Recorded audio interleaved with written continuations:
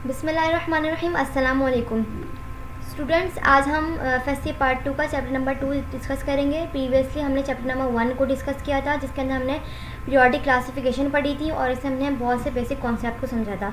आज हम पढ़ेंगे चैप्टर नंबर 2, स्टार्ट कर रहे हैं, जिसका नाम है हाइड्रोजन। हाइड्रोजन के अंदर आज हम 2 सब टॉपिक कवर करने की कोशिश करेंगे, जिसके अंदर है इंट्रोडक्शन ऑफ द हाइड्रोजन और second is the position of the hydrogen in the periodic table. 2 ही बहुत बेसिक मेन इंपॉर्टेंट सब टॉपिक हैं इस चैप्टर के अंदर, जो कि स्टूडेंट्स को समझना चाहिए। और इसके अंदर भी हम बहुत सी बेसिक नॉलेज को डिस्कस करेंगे कि व्हाट इज़ हाइड्रोजन और क्यों, क्या मतलब हाइड्रोजन की पूरा हाइड्रोजन के बारे में डिस्कस करेंगे, इसका फैमिली बैकग्राउंड पढ़ेंगे। ठीक है, तो इंट्रोडक्शन पढ़ लेते हैं हाइड्रोजन का, क्योंकि जब तक इंट्रोडक्शन ही नहीं पता होगा, कि अगर बेसिक कॉन्सेप्ट ही नहीं पता होगा तो फिर हम उसकी डिटेल में कैसे जाएंगे। तो पहले इनिशियल स्टेप को कवर करना है। मैं हमेशा ये बात कहती हूँ कि आप अगर इनिशियली स्टार्ट करेंगे, स्टेप बाय स्टेप चलेंगे, तो आपको वो चीज़ ज़्यादा अच्छे से समझ में आएगी। तो इस तरीके से हम पहले पोजीशन और पता नहीं वॉट एवर जो डिस्कशन करने से पहले अगर हम पहले ये पता कर लें कि हाइड्रोजन क्या होता है, बेसिक कॉन्सेप्ट अगर हाइड्रोजन का पता कर लें, तो फिर हम आगे बहुत सी चीज़ें हमारे लिंक बाय लिंक बनती चली जाएंगी स्टेप बाय स्टेप। तो स्टूडेंट्स देखिए, हाइड्रोजन क्या होता है। हाइड्रोजन एटॉमिक नंबर 1 होता है। एटॉमिक नंबर 1 होने का मतलब क्या है, इसका एटॉमिक नंबर 1 तो इसका प्रोटॉन भी इसके अंदर कितने हैं, प्रोटॉन भी 1 है। प्रोटॉन 1 है तो इसका मतलब इसके इलेक्ट्रॉन भी 1 है। मैं अभी इनिशियल कंडीशन की बात कर रही हूँ, मतलब कि अगर मैं ये अगर मैं यहाँ पे 0 लगा दूँ तो इसका मतलब है कि ये नॉट मीन्स कि अगर अभी इसने ना लॉस किया है ना अभी इसने कुछ गेन किया है, मतलब ना इसने इलेक्ट्रॉन लॉस किए ना इसने इलेक्ट्रॉन गेन किए। इसकी इनिशियल बॉन्ड कंडीशन क्या है, ये वाली इसकी इनिशियल बॉन्ड कंडीशन है, जिसके अंदर प्रोटॉन भी 1 है और इलेक्ट्रॉन भी 1 है। तो अभी हम स्टूडेंट्स हमने प्रीवियसली पीछे पढ़ा था कि जब इसका एटॉमिक नंबर 1 है तो इसका मतलब है कि इसकी पीरियोडिक टेबल के अंदर इसकी पोजीशन क्या है, इसकी पोजीशन पहले नंबर पे होगी।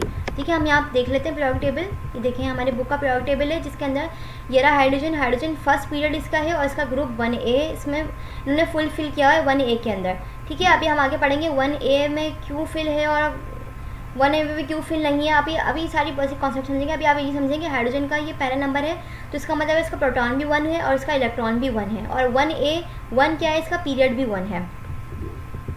सही है स्टूडेंट्स। अच्छा, अब इसकी इलेक्ट्रॉनिक कॉन्फ़िगरेशन करूँ तो इसकी इलेक्ट्रॉनिक कॉन्फ़िगरेशन बनती है 1s1।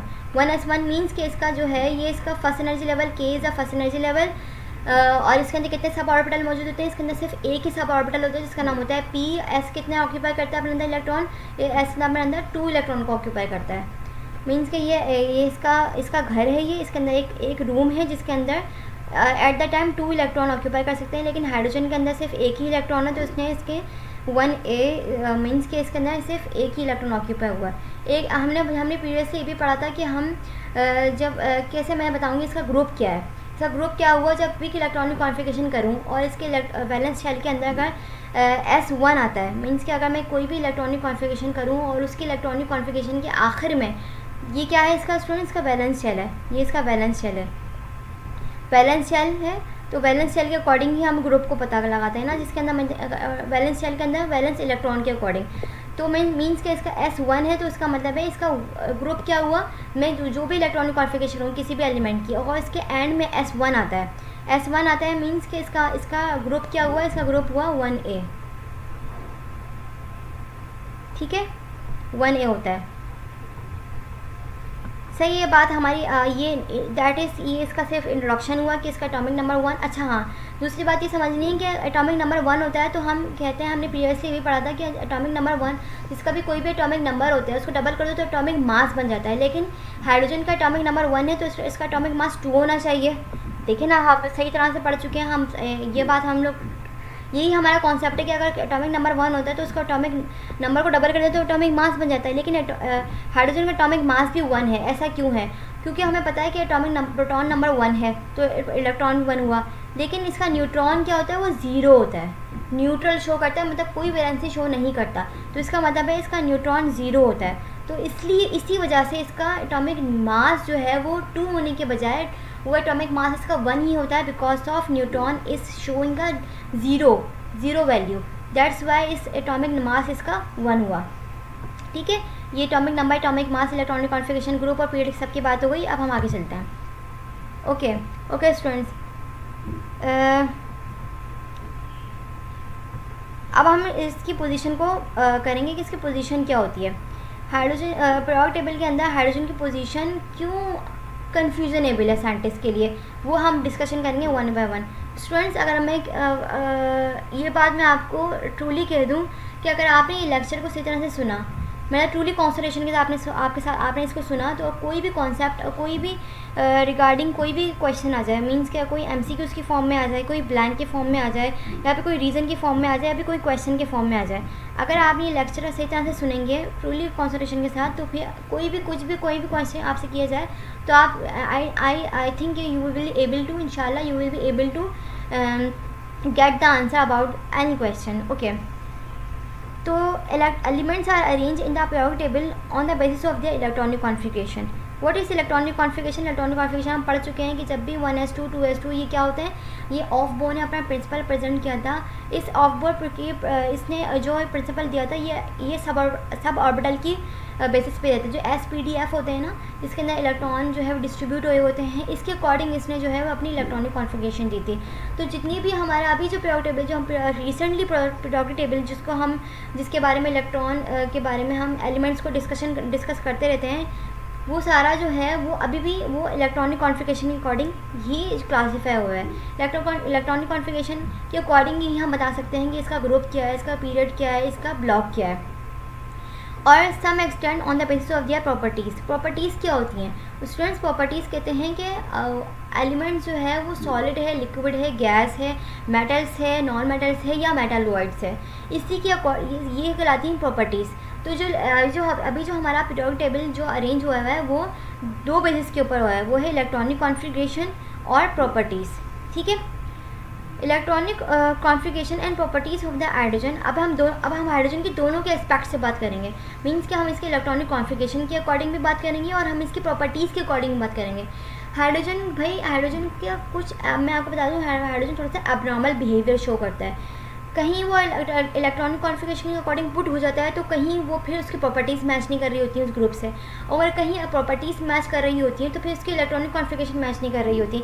आज हम इसी कॉन्सेप्ट को पढ़ेंगे। ठीक है, अच्छा, electronic configuration and properties of the hydrogen partially resemble मतलब नॉट कम्प्लीटली। ठीक है, partially means not completely resemble with a group of 1A alkali metal से पार्शियली रिजेंबल करता है, ग्रुप 7A से पार्शियली रिजेंबल करता है, सॉरी कार्बन फैमिली है, ये कार्बन फैमिली 4th है, and the hydrogen family is the 7A group से रिजेंबल करता है। अब व्हाट इज़ फैमिली, ये क्या चीज़ है फैमिली? आज थोड़ा सा इसको भी समझ लेते हैं। जब हम सब सारी चीज़ें समझते हुए जा रहे हैं तो हम इस चीज़ को भी समझ लेते हैं कि ये फैमिली क्या चीज़ होती है। अगर मैं यहाँ से हाइड्रोजन को हटा दूँ, क्योंकि हाइड्रोजन की जो बात कर रहे हैं ना अभी हम, तो ये इसका ग्रुप है, 1A ग्रुप है। ठीक है, 1A ग्रुप के अंदर लिथियम है, लिथियम है पहला एलिमेंट, तो मैं कह सकती हूँ कि लिथियम फैमिली कह दूँ या 1A ग्रुप कह दूँ, एक ही बात है। क्यों? क्योंकि इसके सारी जितनी भी प्रॉपर्टीज़ होंगी वो सारी एक जैसी होंगी। जो लिथियम की होंगी वही फ्रांशियम की होंगी।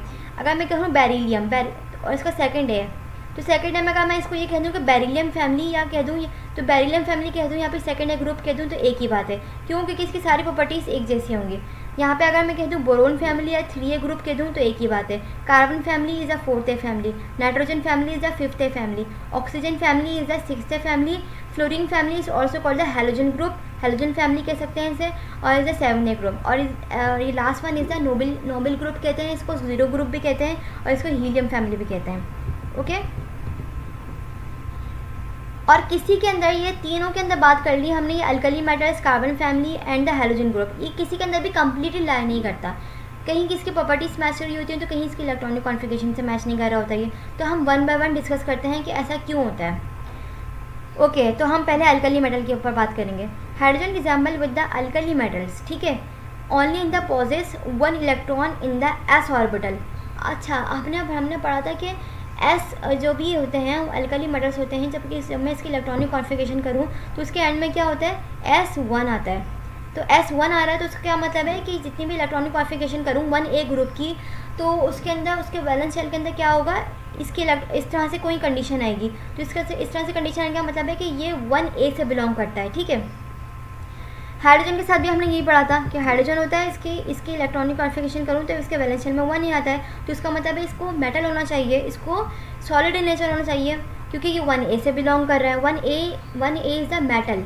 1A देखें यहाँ पर 1A इज़ द मेटल होते हैं, और 2A होते हैं जो 2A होते हैं वो मेटल वो होते हैं अल्कलाइन अर्थ मेटल। और जो ये होते हैं 1A is the alkali metals. All alkali metals are the solid in nature. Solid means सारे मिनरल्स जो होते हैं, जितने भी सोडियम पोटेशियम जो होते हैं, रुबेडियम, सारे मेटल्स इन नेचर होते हैं और ये मिनरल्स होते हैं और ये सॉलिड इन नेचर होते हैं। तो इसका मतलब हाइड्रोजन की जब इलेक्ट्रॉनिक कॉन्फ़िगरेशन करी मैंने, तो मैंने एंड में आया 1s1, तो इसका S1, तो S1 आया, तो इसका मतलब है इसको ये मेटल हुआ, तो इसका मतलब इसको सॉलिड होना चाहिए, सही है। लेकिन ये ऑर्डिनरी टेम्परेचर के ऊपर, ऑर्डिनरी टेम्परेचर मीन्स कि रूम टेम्परेचर के ऊपर ये गैशियस इन नेचर होता है। तो इसका मतलब इसकी इलेक्ट्रॉनिक कॉन्फ़िगरेशन तो मैच की, लेकिन इसकी प्रॉपर्टी मैच नहीं की यहाँ पे, ठीक है। अब गैशियस इन नेचर होने के लिए क्या मतलब है? गैशियस इन नेचर होने का मतलब है कि ये नॉन मेटल है। और हमने पढ़ा था कि सारे जितने भी होते हैं वो अगर अल्कली मेटल्स होते हैं वो मेटल्स इन अल्कली मेटल्स होते हैं वो मेटल्स होते हैं, और जो नॉन मेटल्स होते हैं वो पी ब्लॉक होते हैं। तो यहाँ पर इसकी इलेक्ट्रॉनिक कॉन्फ़िगरेशन के अकॉर्डिंग बात करूँ तो ये मेटल होना चाहिए, अल्कली मेटल होना चाहिए, लेकिन ये गैशियस इन नेचर होता है, मतलब इसकी प्रॉपर्टी गैशियस इन नेचर है। तो उसका मतलब है कि यहाँ पर ये अनफिट हुआ। अगर अच्छा यहाँ पर एक और बात समझ लें, कोई भी गैशियस इन नेचर क्या मतलब, कोई भी जो गैस है वो कैसे गैस बनती है? ये क्या है? Atomic form. एटम क्या होता है? Atom is the simplest particle in the chemistry. Nature के अंदर अगर सिंपलेस्ट पार्टिकल कोई भी होता है तो वो एटम होगा। मतलब कि अगर मैं ये डॉट लगाऊँ, इस डॉट के, ये आपको डॉट नज़र आ रहा है, ये डॉट, इस एटम इससे भी ज़्यादा सिंपलेस्ट होता है, ठीक है। तो ये atom are when two atoms are combined together, मतलब ये एटम है और ये दूसरा कोई भी एटम एक ही नेचर का, जब कंबाइन होते हैं तो वो क्या फॉर्म करते हैं? वो एक मॉलिक्यूल फॉर्म करते हैं। And all the molecules are gaseous in nature. Atoms क्या हैं? ये एटम सॉलिड भी हो सकते हैं, ये एटम लिक्विड भी हो सकते हैं, ठीक है। तो ये यहाँ पे हम लोग कहते हैं कि atoms when two simplest atoms are combined together to form a molecule, means कि अगर यहाँ पे एग्जांपल समझते हैं कि यहाँ पे ऑक्सीजन की फैमिली, मतलब क्या, जो हम सांस लेते हैं वो ऑक्सीजन को हम सॉलिड तो सांस नहीं लेते ना हम लोग। ऑक्सीजन की बहुत सारी फॉर्म्स होती हैं। ऑक्सीजन जो है वो अगर उसके हम आइसोटोप्स के अंदर जाएँ तो ऑक्सीजन की भी बहुत सी फैमिलीज होती हैं। मतलब कि ऑक्सीजन इस नेचर का भी होता है और ऑक्सीजन इस नेचर का भी होता है। लेकिन हम जो सांस लेते हैं वो गैशियस, मतलब कि हम गैशियस फॉर्म में लेते हैं ना सांस। जो हमारे एयर के अंदर जितने भी गैसेज हैं वो सारी, जितनी भी एलिमेंट्स हैं वो सारी गैशियस इन नेचर हैं। और जब हम ऑक्सीजन जो सांस ले रहे होते हैं, हम यूज़ कर रहे होते हैं, वो गैशियस मतलब कि मॉलिक्यूलर फॉर्म में गैशियस इन नेचर होते हैं। मतलब कि when two oxygens are combined, when two atomic form of the oxygen are combined together to form a oxygen molecules. जो भी आप देखें ना, इस तरह से लिखा हुआ है, कोई भी इस तरह से कोई फॉर्म लिखी हुई है, या फिर इस तरह से कोई भी फॉर्म लिखी हुई है, ये इस तरह से नीचे थोड़ा सा 2 बना हुआ है, ये देखें, ये इस तरह से नीचे बीच में छोटा सा 2 बना हुआ है। तो इसका मतलब है कि ये कौन सी फॉर्म, ये अभी एटॉमिक फॉर्म है, ठीक है, एटॉमिक फॉर्म है, और ये 2 लगा दो उसके नीचे, तो इसका मतलब है ये मॉलिक्यूलर फॉर्म बन गई है। Molecular form is all the molecular form are gaseous in nature. वो गैस नेचर के अंदर एज अ गैस फॉर्म होती हैं, ठीक है। तो अगर मैं हाइड्रोजन की बात करूँ तो हाइड्रोजन मेटल्स जितने भी हैं, मेरे मेटल्स जो भी हैं, वो मेटल्स जितने भी होते हैं ना, वो सोडियम इस नेचर में फॉर्म जो है नेचर में इस फॉर्म में होता है, मतलब मीन्स कि सॉलिड इन नेचर होता है। लेकिन जब मैं हाइड्रोजन की बात करती हूँ तो हाइड्रोजन नेचर के अंदर कैसे ऑक्यूपाई करता है, एग्जिस्ट करता है, वो इस तरह से एग्जिस्ट करता है कि जब मैं टू हाइड्रोजन को कंबाइन करती हूँ तो वो क्या फॉर्म करता है, इस तरह से वो हाइड्रोजन गैस फॉर्म करता है। तो ये ordinary temperature means room temperature के ऊपर हाइड्रोजन गैशियस इन नेचर होता है। तो यहाँ पर तो एक फुल हुई, तो यहाँ पर एक तो हो गई, यहाँ पे एक तो हो गई, यहाँ पे निगलेक्ट हो गई एक तरह से। And it's also a non metals. It does not loss it's valence electron and does not form hydrogen H positive ion like sodium आइन। तो सबसे पहले हमें ये पता होना चाहिए कि ये H पॉजिटिव, ये Na पॉजिटिव, ये पॉजिटिव जो किसी भी एलिमेंट के ऊपर ये पॉजिटिव साइन जो लगा होता है, सबसे पहले हमें ये पता होना चाहिए कि ये साइन क्या है, इसके पीछे क्या कॉन्सेप्ट है, फिर हमें ये लाइन ज़्यादा अच्छे से समझ में आएगी। स्टूडेंट्स, इस कंडीशन को बोलते हैं इलेक्ट्रोपॉजिटिव, ठीक है, इलेक्ट्रोपॉजिटिव इस कंडीशन को बोलते हैं। तो हम पहले ये समझेंगे इलेक्ट्रोपॉजिटिव किसे कहते हैं। ओके तो हम यहाँ पर एक कंडीशन यूज़ करते हैं यहाँ पर सोडियम की, ठीक है। एग्जाम्पल हमने लिए सोडियम, क्योंकि वहाँ पे Na पॉजिटिव लिखा हुआ था। हम लिथियम भी ले सकते हैं हम, लेकिन हम लोग यहाँ पे सोडियम समझते हैं। तो यहाँ पर आप देखें, यहाँ सोडियम का एटॉमिक नंबर क्या होता है? सोडियम का एटॉमिक नंबर 11 है। हमने इसकी इलेक्ट्रॉनिक कॉन्फ़िगरेशन की 1s2, 2s2, 2p6 and 3s1। जब मैंने इसकी इलेक्ट्रॉनिक कॉन्फ़िगरेशन की तो इसके एंड में आया 3s1। फिर मैंने इसके अकॉर्डिंग ये इलेक्ट्रॉन की डिस्ट्रीब्यूशन की कि K शेल के अंदर 2 इलेक्ट्रॉन आए, ठीक है। L शेल के अंदर 8 इलेक्ट्रॉन्स आए, और जब ये दोनों फुलफ़िल हो गए कम्प्लीटली तो फिर एक इलेक्ट्रॉन बचा जो कि M के अंदर गया। तो फिर ये इसका क्या हुआ? तो स्टूडेंट्स ये इसका हुआ, ये इसका वैलेंस शेल हुआ, कि वैलेंस शेल के अंदर इसके कितने इलेक्ट्रॉन आए? वैलेंस शेल के अंदर इसका 1 इलेक्ट्रॉन आया। तो अब स्टूडेंट्स इसके पास एक पेयर नहीं है, एक पेयर इसके पास एब्सेंट है। तो ये एक तरह से अपने आप को समझता है कि मैं अभी कंप्लीट नहीं हूँ। वैसे तो ये कंप्लीट है, स्टेबल कंडीशन है। स्टेबल आपने सुना होगा, मैंने बहुत दफ़ा यूज़ करती हूँ वर्ड में स्टेबल कंडीशन। स्टेबल कंडीशन में यहाँ पे यूज़ करती हूँ वर्ड में, कहती हूँ कि अगर इसने कोई भी लॉस नहीं किया, इस पर 0 चार्ज लगा हुआ है, तो ये 0 चार्ज ही इंडिकेट ये कर रहा होता है कि ना इसने अभी कुछ लॉस किया है इलेक्ट्रॉन, ना अभी इसने कुछ गेन किया है। अब फॉर एग्जांपल अगर मैं इसको यहाँ से इलेक्ट्रॉन हटा दूँ तो अभी ना तो इसने कुछ गेन किया, अभी ना इसने कोई इलेक्ट्रॉन गेन किए, ना भी इसने कोई इलेक्ट्रॉन लॉस किया। तो इसी कंडीशन ये बनेगी, ये इसी कंडीशन होगी। लेकिन स्टूडेंट्स यहाँ पे इसका एक पेयर नहीं है, ये अनपेयर्ड है। तो ये अपने आप को समझता है कि मैं भी अनपेयर्ड हूँ। तो ये क्या करता है, इसको कितने इलेक्ट्रॉन चाहिए अपने आप को कंप्लीट करने के लिए? इसको एक इलेक्ट्रॉन चाहिए अपने आप को कंप्लीट करने के लिए।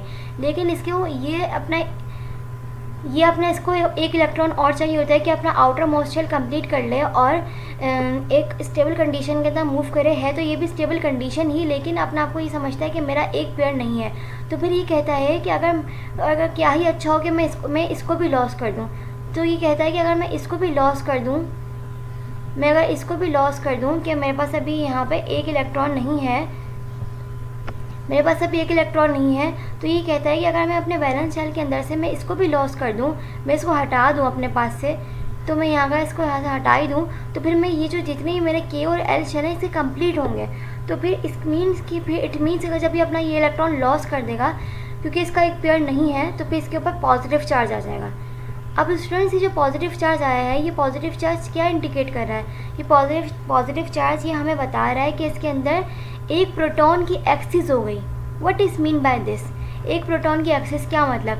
हमने पढ़ा था कि जितने प्रोटॉन होते हैं इतने ही इलेक्ट्रॉन एग्जिस्ट करते हैं सोडियम के अंदर, और ये स्टेबल कंडीशन कहलाती है कि जितने प्रोटॉन हैं उतने ही इलेक्ट्रॉन हैं, ना इसने कुछ इलेक्ट्रॉन लॉस किया, ना भी इसने कोई इलेक्ट्रॉन गेन किए। तो फिर ये इसकी स्टेबल कंडीशन है, ठीक है। लेकिन अगर जब ये इलेक्ट्रॉन अपना एक इलेक्ट्रॉन लॉस कर देगा तो इसके ऊपर एक पॉजिटिव चार्ज इंडिकेट कर देगा। तो ये indication of the positive charge ये हमें बता रही है कि इसके अंदर एक इलेक्ट्रॉन लॉस हो चुका है और इसके अंदर एक प्रोटॉन की एक्सेस हो गई है। This condition is called electropositive. जब मैं इसके अंदर इलेक्ट्रिसिटी प्रोवाइड करूँगी तो ये अपना एक इलेक्ट्रॉन लॉस कर देगा, तो फिर ये कहलाएगा इलेक्ट्रोपॉजिटिव। इलेक्ट्रोपॉजिटिव मीन्स कि इसके अंदर एक प्रोटॉन की एक्सिस है और इसने अपना एक इलेक्ट्रॉन लॉस कर दिया है। स्टूडेंट्स ये सारी जितनी भी कंडीशन है, हम ये 1A ग्रुप की बात करना है। जितने भी 1A ग्रुप होते हैं ना पीरियोडिक टेबल के अंदर, जितने भी 1A ग्रुप हैं वो सारे इलेक्ट्रोपॉजिटिव इन नेचर होते हैं। क्योंकि उनका एक शेल नहीं, इनके आउटर मोस्ट शेल के अंदर एक इलेक्ट्रॉन नहीं होता। तभी हम कहते हैं कि जिसके भी एंड में S1 आता है वो सारे 1A ग्रुप से बिलोंग करते हैं, ठीक है। तो ये जितने भी एलिमेंट्स होते हैं जो कि 1A ग्रुप के अंदर आ रहे होते हैं वो सारे इलेक्ट्रोपॉजिटिव इन नेचर होते हैं। तो हाइड्रोजन को भी इलेक्ट्रोपॉजिटिव इन नेचर होना चाहिए, लेकिन वो इलेक्ट्रोपॉजिटिव इन नेचर नहीं है, वो इलेक्ट्रोनेगेटिव इन नेचर है। What is mean by this बल्कि ये इलेक्ट्रोनेगेटिव इन नेचर भी है, और वो ये क्या करते हैं, ये सोडियम ये जो है जितने भी 1A ग्रुप के मेंबर्स हैं वो सारे आयोनिक अट्रैक्शन करते हैं। मीन्स कि वो अपना इलेक्ट्रॉन लॉस कर देते हैं, कम्प्लीटली लॉस कर देते हैं। हाइड्रोजन क्या करता है? हाइड्रोजन को भी इलेक्ट्रोपॉजिटिव नेचर होना चाहिए था, लेकिन वो हाइड्रोजन इलेक्ट्रोपॉजिटिव नेचर होने के बजाय ये कोवलेंट शेयरिंग करता है, कोवलेंट बॉन्ड बनाता है। ये जितने भी हैं सारे ये आयोनिक बॉन्ड बनाते हैं। NaCl के lithium, sodium, potassium, rubidium, caesium, strontium, ये सारे आयनिक बॉन्ड बनाते हैं, और जबकि हाइड्रोजन क्या करता है, ये हाइड्रोजन ई नेचर होने के बजाय इसकी ये नेचर नहीं होती, इस नेचर में एग्जिस्ट नहीं करता ये जबकि ये एग्जिस्ट करता है, ये कोवलेंट बॉन्डिंग करता है। जो भी इसके पास जो भी एलिमेंट आएगा ना बॉन्डिंग फॉर्म करने के लिए, उसके साथ कोवलेंट बॉन्ड कहते हैं जिस